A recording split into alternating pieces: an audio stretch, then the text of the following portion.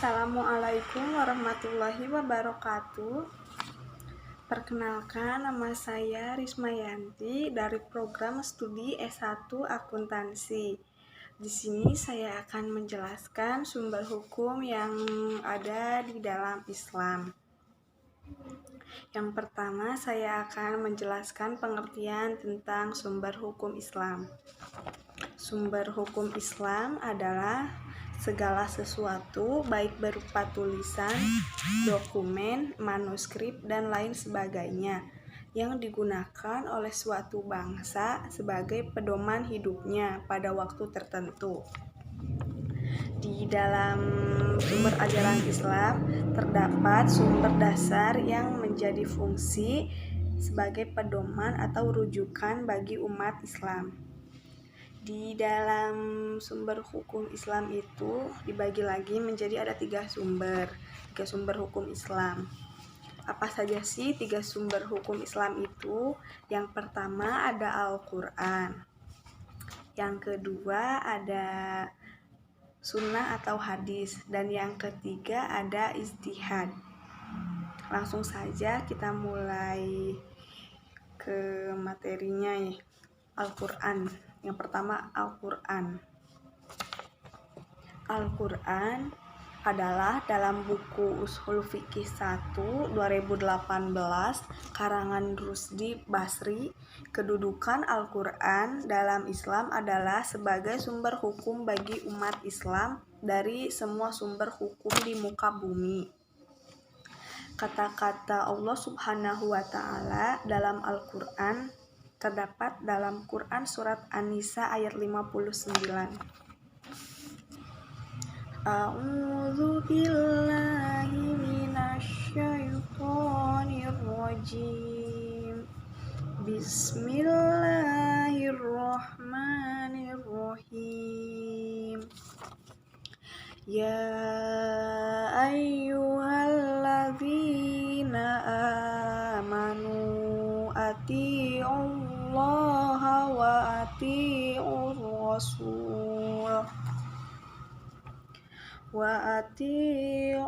rasul wa ulil amri minkum fa in tanaza'tum fi syai'in farudduhu ilallahi war rasuli in kuntum tu'minuna billahi wal yaumil akhir.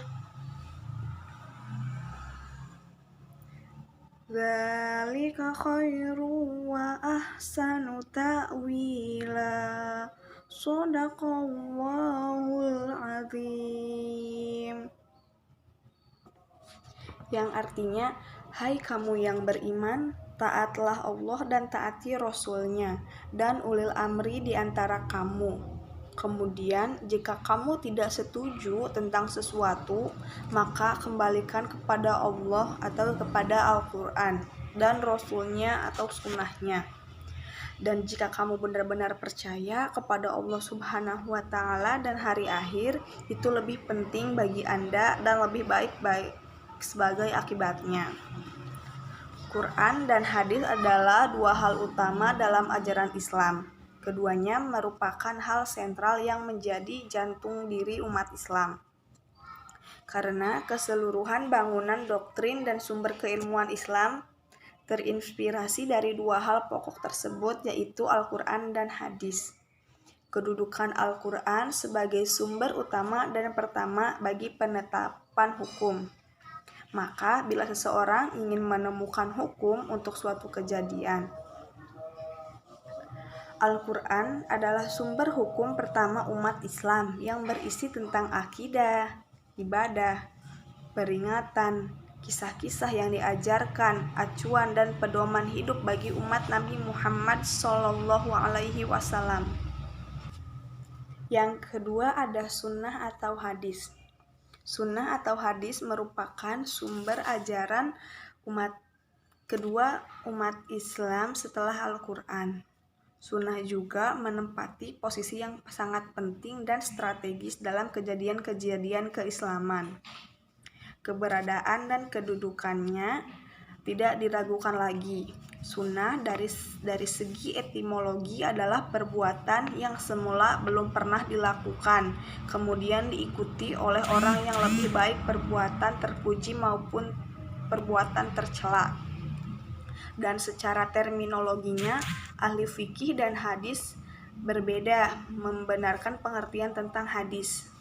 Menurut para ahli, hadis atau sunnah sama saja dengan hadis, yaitu suatu yang dinisbahkan oleh Rasulullah SAW, baik perkataan, perbuatan maupun sikap beliau tentang suatu peristiwa. Para ahli fikih, makna sunnah mengandung pengertian suatu perbuatan yang jika dikerjakan mendapat pahala dan jika ditinggalkan tidak mendapat dosa. Dan dalam pengertian ini, sunnah merupakan salah satu dari ahkam al-takhlifi yang 5, yaitu wajib, sunnah, haram, makruh, dan mubah.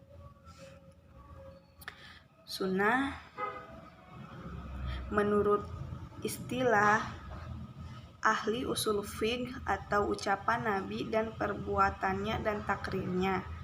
Jadi sunnah artinya cara yang dibiasakan atau cara yang dipuji. Sedangkan menurut istilah agama yaitu perbuatan Nabi, perbuatan dan taklirnya, atau yakni ucapan dan perbuatan sahabat yang beliau diamkan dengan arti membenarkan. Seluruh umat Islam telah sepakat bahwa hadis Rasul merupakan sumber dan hukum Islam setelah Al-Quran. Kesepakatan umat Islam dalam mempercayai, menerima, dan mengamalkan segala ketentuan yang terkandung di dalam hadis ternyata sejak Rasulullah SAW masih hidup. Sepeninggal beliau, masa Khulafaur Rasyidin dan masa-masa selanjutnya tidak ada yang mengingkarinya.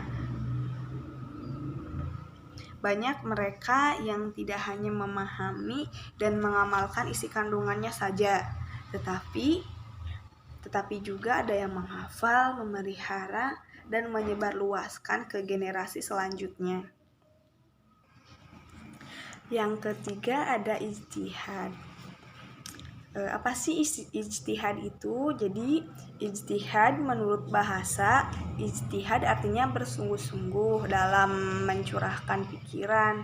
Sedangkan menurut istilah, ijtihad adalah mencurahkan segenap tenaga dan pikiran secara sungguh-sungguh untuk menetapkan suatu hukum. Ijtihad dapat dilakukan ketika suatu masalah yang hukumnya tidak ada dalam Al-Quran dan hadis. Jadi ijtihad merupakan sumber hukum Islam setelah Al-Quran dan hadis.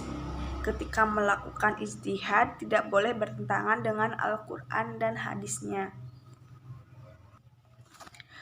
Bentuk ijtihad itu ada 3. Nah, apa saja sih bentuk-bentuk ijtihad itu? Yang pertama ada ijma, yang kedua ada qiyas, dan yang ketiga ada maslahah mursalah. Yang pertama ijma. Ijma merupakan kesepakatan dan ketetapan hati untuk melaksanakan sesuatu. Ijma dilakukan untuk merumuskan suatu hukum yang tidak disebutkan secara khusus dalam Al-Quran dan hadisnya. Dan yang kedua itu ada qiyas. Qiyas itu merupakan mempersamakan hukum suatu masalah yang belum ada kandungannya, hukumnya dengan masalah lama yang pernah karena ada alasan yang sama. Dan yang ketiga itu ada maslahah mursalah. Apa sih maslahah mursalah itu? Jadi maslahah mursalah merupakan cara dalam menetapkan hukum di mana berdasarkan pertimbangan kegunaan Mungkin sekian saja yang dapat saya sampaikan. Kurang lebihnya mohon dimaafkan. Sekian dari saya dan terima kasih. Wassalamualaikum warahmatullahi wabarakatuh.